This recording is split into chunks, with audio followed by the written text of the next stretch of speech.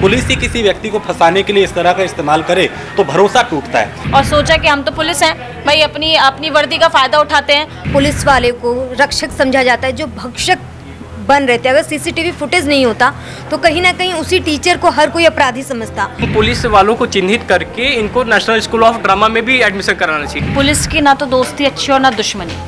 ये तो वीडियो सामने आ गया तो हम सब अब चर्चा कर रहे हैं, ना जाने कितने ऐसे मामले होते होंगे जिनके वीडियो तस्वीरें सामने नहीं आती होंगी। लेकिन अगर ये पुलिस वाले ही गुंडे बन गए हैं तो फिर क्या किया जाएगा? अगर सीसीटीवी फुटेज नहीं निकलते तो वो तो उसको आरोपी करार दे देते हाल ही। नमस्कार, आप देख रहे हैं न्यूज़ 1 इंडिया और मैं हूं आपके साथ आस्था तिवारी। आमूमन तौर पर आपने फिल्मों के जरिए देखा होगा कि किस तरीके से सबूत बन जाते हैं और किस तरीके से सबूत मिट जाते हैं, लेकिन जब ये हकीकत आपको सामने आ जाए तब क्या? ये फिल्मों की दुनिया की नहीं बल्कि आपकी निजी ज़मीनी हकीकत हो तब क्या? दरअसल मेरठ में जिस तरीके से एक युवक को किस तरीके से बताया गया कि वो तमंचों की तस्करी करता है और रातों रात पुलिस वाले उसको जेल ले जाते हैं।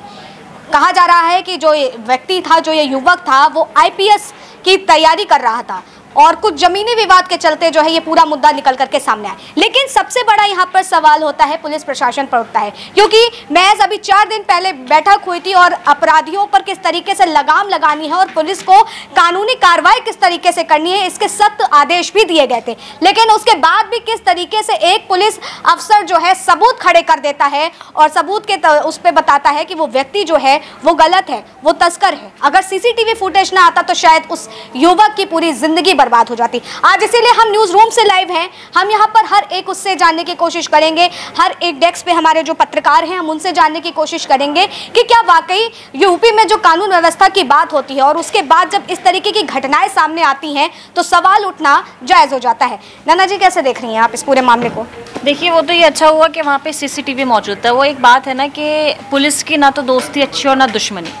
तो ये मामला भी कुछ ऐसा ही मुझे लग रहा है कि बताया जा रहा है कि वो जो लड़के को, जिस व्यक्ति को उन्होंने आरोप लगाया है, पुलिस आरोप लगा रही है, पुलिस आरोपों से बचाती है, पुलिस के पास लोग कंप्लेन लेके जाते हैं, एफआईआर कराते हैं। लेकिन यहाँ तो उल्टा ही हो गया पूरा मसला। पुलिस ने बंदूक जो है, तमंचा रख दिया एक बेकसूर के गाड़ी में और उसके बाद उसके घर पहुंच के उसको गिरफ्तार किया। वो तो अच्छा हुआ कि वहाँ पे अगर सीसीटीवी फुटेज नहीं निकलते तो वो तो उसको आरोपी करार दे देते हाल ही। और मैं तो ये भी कहूँगी कि जहाँ पे योगी सरकार में जीरो टॉलरेंस की नीति है अपराध के प्रति, तो अब लाइन हाजिरी कर दिया है पुलिस वाले को। लेकिन मुझे ऐसा लगता है कि जो अपराध, जैसे अगर लड़के के पास सच में तमंचा निकलता या वो ये अपराध कर रहा होता तो जो सजा उसको मिलती वही सजा अब इस पुलिस वाले को भी मिलनी चाहिए। लाइन हाजिरी करने से क्या मतलब है, उसको भी तो एक सजा मिलनी चाहिए ना। अभी हाल ही में आज सुबह ही की बात है जब गोरखपुर में दरबार लगा था, उनका जनता दरबार जो लगाते हैं, उसमें जो है पुलिस के ऊपर भी उन्होंने कार्रवाई करने की मांग की गई कि जो पुलिस वाले नहीं सुन रहे। लेकिन यहाँ पे पुलिस वाले खुद ही एक युवक को अपराधी बता दे रहे हैं, जबकि वो बचाने का काम जिनका होता है। देखिए, कहा जा रहा है कि युवक के परिवार वालों का किसी दूसरे परिवार वाले से कोई विवाद चल रहा था और वो जो पुलिस है वो जाहिर सी बात है उसी परिवार वाले पक्ष से मिली हुई थी जो जिनसे विवाद चल रहा था। तो उन्होंने सोचा होगा कि पुलिस वाले कोई फ़ायदा तो उठाए, तो पुलिस होना और उसका इस तरीके से फ़ायदा उठाना तो बहुत ही गलत है, क्योंकि वो पुलिस वाले, उन्हें लगा कि उन पर शक किया नहीं जाएगा, वो जाएंगे। गाली गलौज भी उन्होंने की उस लड़के के साथ, उस व्यक्ति के साथ, और सोचा कि हम तो पुलिस हैं भाई, अपनी वर्दी का फ़ायदा उठाते हैं। और अपनी वर्दी का फ़ायदा उठाते हुए गए और लड़के के साथ उन्होंने बहुत ही अभद्रता से बात करी, गाली गलौज भी करी। वो तो शुक्र है कि सीसीटीवी फुटेज ने सारा मामला जो है सामने ला दिया। लड़के की जो बहन थी और ये जो परिजन थे, उन्होंने पूरा जब खगोला जाके तो ये मामला निकल के आया। लेकिन पुलिस वालों से ही अगर हम सुरक्षा की उम्मीद नहीं कर सकते तो फिर बताइए कि कैसे फिर कोई आम आदमी सुरक्षा की उम्मीद कर सकता है, रह सकता है। कामनी जी, आप कैसे देख रही हैं? खाकी वर्दी पर फिर से सवाल खड़े हो रहे हैं और जहां कहा जाता है वो रक्षक बनते हैं, आज तो वो खुद ही अपराधी खड़ा कर रहे हैं, अपराधी बना दे रहे हैं। बिल्कुल, जिस तरीके से आपने बोला कि पुलिस वाले को रक्षक समझा जाता है जो भक्षक बन रहे थे। अगर सीसीटीवी फुटेज नहीं होता तो कहीं ना कहीं उसी टीचर को हर कोई अपराधी समझता। और योगी सरकार जो बार बार कहती है कि उनके राज में गुंडे और बदमाश राज्य को छोड़कर भाग गए हैं, वो भाग गए, निश्चित रूप से शांति है। लेकिन अगर ये पुलिस वाले ही गुंडे बन गए हैं तो फिर क्या किया जाएगा? और जिस तरीके से हमेशा ही कहा जाता है कि एक अपराध और अपराधी की शुरुआत ही अन्याय से होती है। अगर ये सीसीटीवी फुटेज नहीं होता, उसे जो टीचर हैं उन्हें अगर इस आरोप में अगर सज़ा मिलती है आगे चल के, और उसके बाद वो आगे चल के कुछ, क्योंकि देखिए जिसके साथ होता है, क्योंकि बैठ के ज्ञान देना बहुत आसान होता है, लेकिन जिसके साथ होता है उसे जब न्याय नहीं मिलता है तो फिर वो दूसरे रास्ते को अपनाता है, क्योंकि उसके अंदर एक गुस्सा होता है। कहते हैं गुस्सा जो होता है इंसान को बर्बाद कर देता है, और जब आपने कुछ ना किया हो उसकी सज़ा आपको मिले तो वो गुस्सा सबसे खतरनाक होता है। और वो गुस्सा जब उस व्यक्ति के अंदर होता है तो अन्याय के खिलाफ, वो न्याय के लिए जो अन्याय का रास्ता या अपराध का रास्ता अगर वो इंसान अपनाता तो उसमें कोई सरकार, कोई प्रशासन, कोई, ये देश के लिए ही बहुत गंभीर मामला है कि खाकी में इस तरीके से आपराधिक साजिश और मानसिकता वाले लोग हैं। इसके खिलाफ योगी सरकार और सीएम योगी को बहुत बड़ा कदम उठाने की ज़रूरत है इस वक्त सबसे ज़्यादा। निश्चित तौर पर अगर यहाँ पर युवक के पक्ष से देखा जाए तो क्या लगता है, वो आईपीएस की तैयारी कर रहा था, उसके करियर का क्या होता, क्या उसके लिए बाद में ये जिम्मेदार ठहराते हैं? बिल्कुल, इसमें तो सबसे बड़ी बात है कि आप ये देखिए कि जिस तरीके से उसकी फैमिली बार बार गुहार लगा रही थी कि उन्हें फंसाया जा रहा है, लेकिन कोई नहीं सुन रहा था। अगर उनकी फैमिली प्रदर्शन करने नहीं बैठती, अपनी आवाज़ उठाने नहीं बैठती तो शायद यहाँ तक बात नहीं आती। और सबको यही लगता कि एक टीचर था जो अपराधी था, जो बंदूक रखता था, अपने पास हथियार रखता था, और कहानी कुछ और होती है। शायद आज आप और मैं भी कुछ और बात कर रहे होते और न्याय की जगह पे यहाँ पे अन्याय हो जाता और किसी को पता नहीं लगता। और जिस खाकी वर्दी को की हम वाहवाही कर रहे होते उस वक्त असल में गुंडे तो वही होते। तो यही हो रहा है। बिल्कुल, निश्चित तौर पर लगातार जो है हम इसी बात को लेकर के चर्चा कर रहे हैं, क्योंकि अगर ये मामला जो था, ये पूरा मुद्दा उनके परिवार वाले अगर उठ करके सामने ना आते, इस पर बवाल ना मचाते तो शायद कहीं ना कहीं दबा रह जाता। सौरभ, क्या लगता है किस तरीके से? देखिए, ये पूरा मामला मैंने पढ़ा, वो काफ़ी संगीन है। ये अक्सर आप लोग मूवी में देखे होंगे, पिक्चरों में देखे होंगे कि जो अपराधी पहले से अपराध किए रहते हैं लेकिन उनके खिलाफ सबूत नहीं मिलता है। तो सबूत न मिलने की वजह से पुलिस को ऐसे हथकंडे अपनाने होते हैं कि कहीं से हथियार लेके उनके गाड़ी में रख दो, उनको पकड़ लो। तो ये इस तरह का इन्होंने ये काम किया है, और इनको, इन पुलिस वालों को चिन्हित करके इनको नेशनल स्कूल ऑफ ड्रामा में भी एडमिशन कराना चाहिए। हाँ, जिसमें वो कुशल हैं वो काम करे तो ज़्यादा बेहतर है, ये चीज़ ना करें।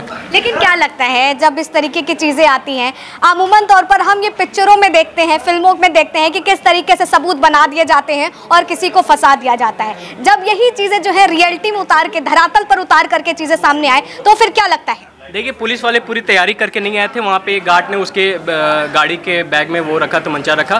पूरी तैयारी से आते तो ये सबूत मिलता भी नहीं। और ये पुलिस वालों को कहा जाता है ये अपराध खत्म करने के लिए रहते हैं, लेकिन इन्होंने एक अपराध को जन्म दिया है, एक अपराधी बनाया। अगर सीसीटीवी फुटेज नहीं होता, जैसे हमारे साथियों ने कहा, और ये बातें सामने नहीं आती, तो वो जो लड़का आईपीएस की तैयारी कर रहा है, जो भी कर रहा है, कंपटीशन की तैयारी कर रहा है, उसके मन मस्तिष्क में क्या बैठा? देखिए, हम भी जानते हैं और आप भी जानते हैं कि आज के समय ऐसे कई मामले हैं, जब ये सामने आते हैं तो कहीं ना कहीं आधे से ज़्यादा गलती जो है इस खाकी वर्दी की भी निकलती है। शायद हम आज उस पर बात नहीं करते, लेकिन जब ये मुद्दा सामने आया है तो आज ये सवाल हर एक व्यक्ति पूछ रहा है। क्या वाकई आज ये सवाल उठना चाहिए?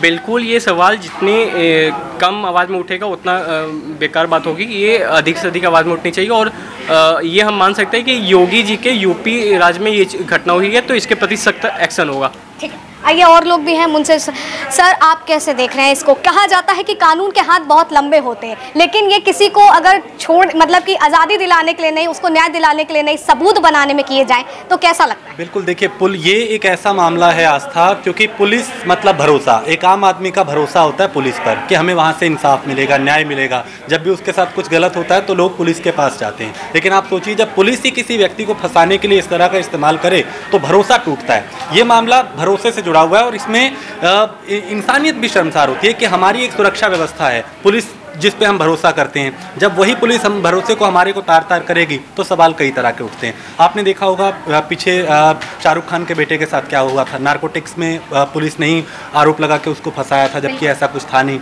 अब ये हथियार ऐसा मामला, ये तो वीडियो सामने आ गया तो हम सब अब चर्चा कर रहे हैं। ना जाने कितने ऐसे मामले होते होंगे जिनके वीडियो तस्वीरें सामने नहीं आती होंगी और लोग जेल में पिसते होंगे। तो ये बहुत ज़रूरी है कि इन पुलिसकर्मियों को सिर्फ लाइन हाजिर नहीं, बल्कि इनको वो सज़ा मिले जो उस युवक को मिलनी थी। अगर उसके पास हथियार पकड़ा गया, जो सज़ा उस पर बनती है, इन पुलिसकर्मियों पे ऐसी सज़ा होनी चाहिए ताकि दूसरे पुलिसकर्मी करने से डरें। तो यहाँ भरोसा भी टूटा है और एक सोच भी हमारी जो है वो पुलिस को लेके बदलेगी, और इस तरह के मामले जो हैं वो कहीं ना कहीं हमारे विश्वास को तोड़ते हैं। बिल्कुल सर, कैसे आप इन सारी चीज़ों को देखते हैं, क्योंकि ये कहा जा रहा है कि ये विरोधी दल के साथ में जो उनका आपसे ज़मीनी मुद्दा था उससे जुड़े हुए थे, तो हम आज कैसे कह सकते हैं कि वो हमारी सुरक्षा के लिए पुलिस है? आज तो वो खुद ही सुरक्षा के भेष में हमें ऐसे अपराधी के तौर पर दिख रहे हैं। बिल्कुल, और अक्सर ऐसा होता है, कई बार हम इस तरह के, हम सारा दिन खबरों में रहते हैं, हमारे पास ऐसी खबरें आती हैं कि वहाँ पे पुलिस के तराजू में जिसने ज़्यादा नोट चढ़ा दिए, पुलिस वाले उनकी भाषा बोलने लगते हैं। ऐसे कई मामले आते हैं, कई लोग 10-10 साल बाद जेल से बाहर निकलते हैं, 20 साल बाद निकलते हैं, आरोप साबित नहीं हो पाते, वो जेल में अपनी जवानी बिता देते हैं, सड़ जाती है उनकी ज़िंदगी वहाँ पे, और फिर बाहर आते हैं बेगुनाह की ज़िंदगी। लेकिन उनका वो जो वक्त जेल में बीतता है वो कौन लौटाएगा?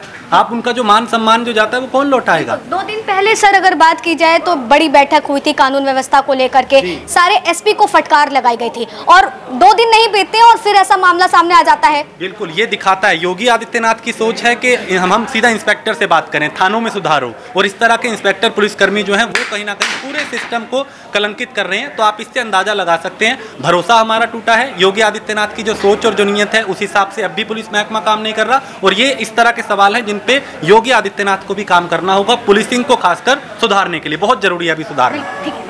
तो देखिए, लगातार चर्चा चल रही थी और यही बात उठ रही है कि कानून के हाथ इतने लंबे तो होते हैं जहां पर हम ये सोचते हैं कि हम उसके दरमियान महफूज रह सकते हैं, हमें न्याय मिलेगा, लेकिन जब रक्षक ही भक्षक बन जाएं तो सवाल तो उठेगा। जब एक देखा जाए निर्दोष व्यक्ति को जो है तस्करी के मामले में फंसाया जाए तो सवाल उठेगा कि क्या वाकई न्याय व्यवस्था उस तरीके से काम कर भी रही है धरातल पर जो हम सोच रहे हैं। लगातार बैठकें होती हैं, लेकिन उसके बाद भी जब ये मामले आते हैं तो कहीं ना कहीं खाकी वर्दी पर भी सबसे बड़े सवाल खड़े कर जाते हैं, और सवाल करते हैं कि आखिर ऐसा क्यों। फिलहाल तब तक के लिए आप बने रहे न्यूज़ 1 इंडिया पर। कैमरा पर्सन अनिश के साथ आस्था तिवारी।